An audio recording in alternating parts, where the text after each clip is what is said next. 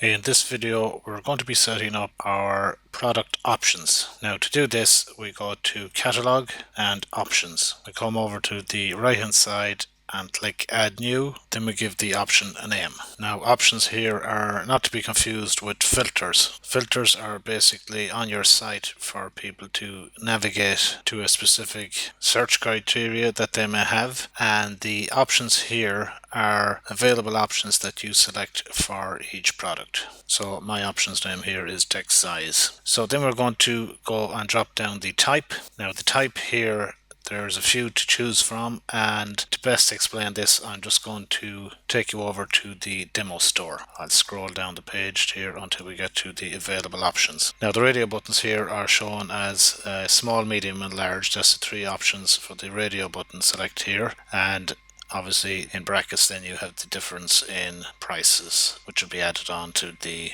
showing price on the site for that particular scenario there. The checkbox then are just the checkboxes like this, so you can select all four at once, whereas with the radio buttons you can only select one at a time. The text then allows you to put in one line of text, so when your customer is placing an order, if the text box is available to them there, they can just put in some text there and it'll come through to you in the order on the back end of your store. Then the select is basically a drop down menu, so your customer selects one option here from the drop down menu. And text area here, it's very much like text, except your customer can put in several lines of text here. Now file here, upload file, as it says, it's basically if your customer is sending you an image or a file along with their order. For instance, if you were printing t-shirts or something like that and they had a specific design they had to send to you along with the order, they would click upload file here. It would open their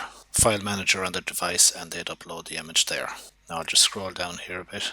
Date, I'm not sure what the date would be that useful for, maybe for delivery or something like that, if they put in a date in here, or again maybe for printing if it was for a birthday or something along that line. Your customer puts in the date and that comes through to you on the back end when you receive the order. Same again with time, customer puts in a time, when they add to cart that goes to you.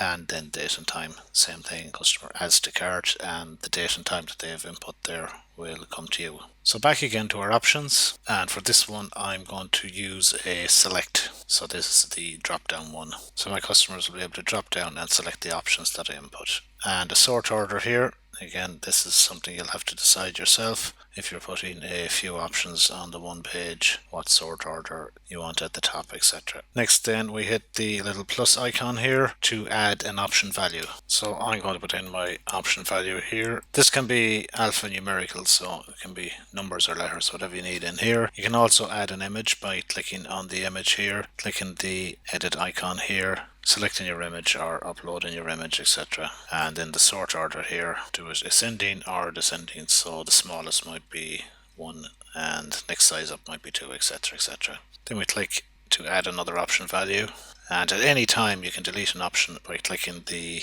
icon here to remove it. And when we've put in all our option values, like all OpenCart work we do, we go up to the top and we click save. Now that option will be available to us when we come along to put in our products.